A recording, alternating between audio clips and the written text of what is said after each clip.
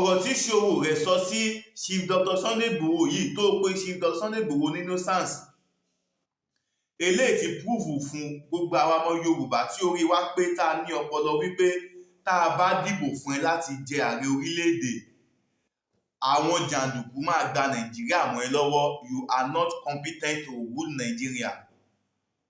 Sowore ṣe rally lóríṣiríṣi, press release lóríṣiríṣi lórí kí wọ́n fi Nnamdi Kanu tí àwọn ọmọlẹ́yìn ẹ̀ da ìlú rú sílẹ̀. Sunday Igboho tó wá ń jà lórí kí ọ̀rọ̀ ètò ààbò orílẹ̀-èdè Nàìjíríà kó dúró digbídigbí. Sowore wá ní guts láti wá condemn ẹ̀.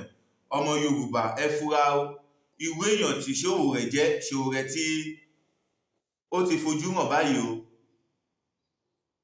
Ọmọyẹlé Sowore ó ti fojú hàn báyìí wípé kò nífẹ̀ẹ́ ìlọsíwájú ilẹ̀ Yorùbá, kò nífẹ̀ẹ́ ìṣọ̀kan orílẹ̀-èdè Nàìjíríà.